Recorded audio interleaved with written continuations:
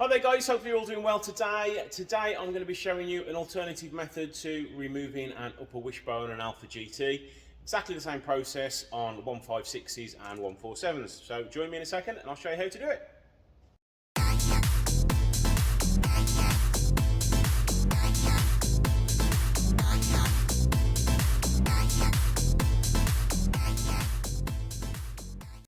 So this is what you're going to need.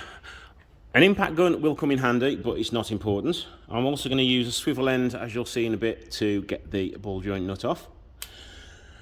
Screwdriver, a punch, a hammer, 17mm ratchet spanner, a pair of pliers to get the anti-roll bar link off, 19 and 17mm socket, 17mm normal spanner, and a 19mm spanner and a ball joint splitter. You may also see me have a 17mm ratchet spanner to undo the main bolt on the ball joint. So what I've done first of all is obviously removed the front wheel. I've also removed the arch liner. And what I'm going to be doing is removing this bolt from here, but as you can see the nut is on that end, so it's got to come out this way. So the first thing I need to do is remove the anti-roll bar link, which is the one here. I need to remove this 17 one here and then hit it with a ball joint splitter to separate it. And then remove this 19mm nut and bolt to allow the suspension to drop down a little bit. And then I'll be removing the ones up top there, all 4 17mm.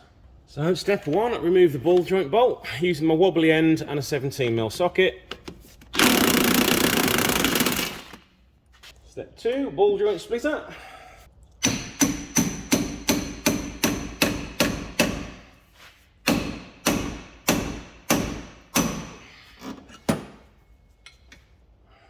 The next step is to remove the anti-roll bar link. Now I always put a clamp on the back of it to help it come undone. 17mm again. And off we come.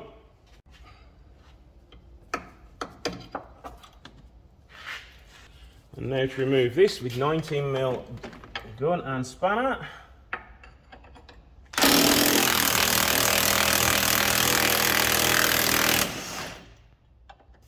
Now normally a slight tap with a hammer will get it pulling through, and then you can keep tapping it this side and it'll just keep pulling the nut through, the bolt through even. There we go.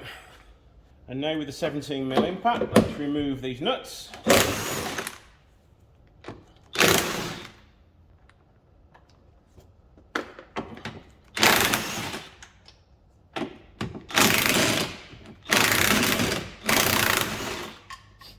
Now on some Alfa 156s, there's normally a nut in here holding it in, but obviously here there isn't, so you may need to just remove a 13mm nut there.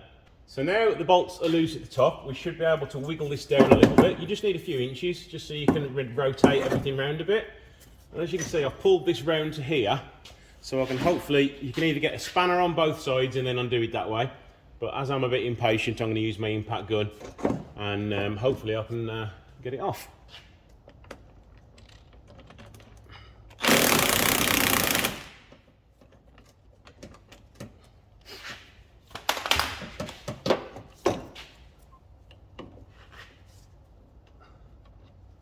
Right, so that is removed. And the last obstacle we have to get over is getting this bolt out, where as you can see, it's hitting on that suspension there. So what we have to do is sort of pull it down and around here a little bit more. So then we can hopefully just sort of push it past it with a little bit of prying and squeezing and hammering. Right, smaller screwdriver, just going to try and hammer it through the spring, you see, so it can then come out easy, and which I have now done. So one wishbone is now removed. Next step to cure the problem is you put the bolt in that way. So we're going to put the new wishbone on now. Going to stick a little bit of copper seal on there just to enable a little bit more movement. And now we can pop the new bolt in.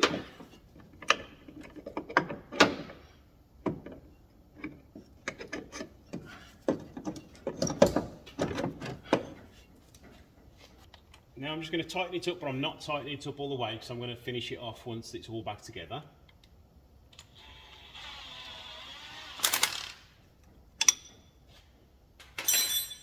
So you've still got some flexibility down here. So now, I should be able to put this back into place.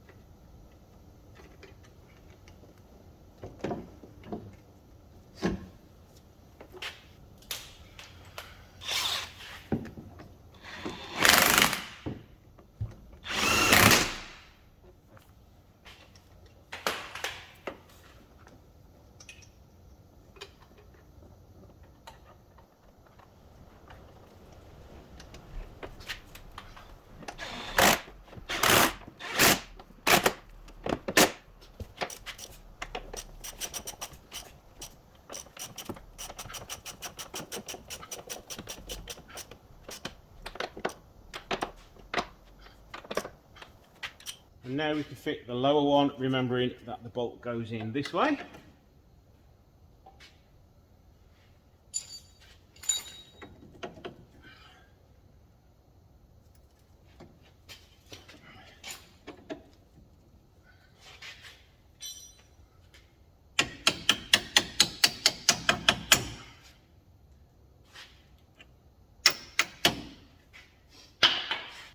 And now tighten up the bottom one.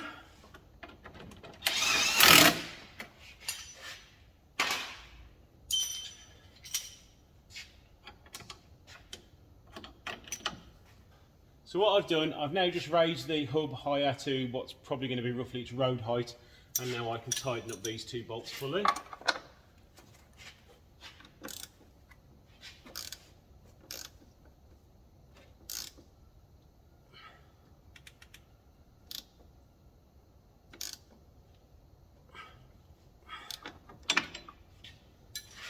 And now this one.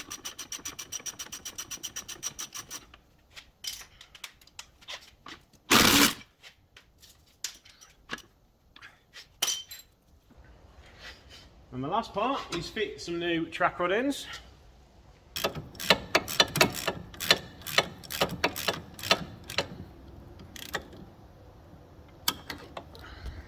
So there you go guys, that is pretty much how you change a wishbone that is stuck on the suspension mount. It saves you sort of 45 minutes of faffing around trying to free it off. I've been there in the past many years ago, spending loads of time trying to free it off, so in the end I just end up doing it that way. It's a lot easier. So yeah, the final things to check, just make sure everything's done up triply tight, all the torque settings are done, put your arch liner back in, put your wheel on, and that's it, off you go. Thanks for watching. Don't forget to like, share and subscribe.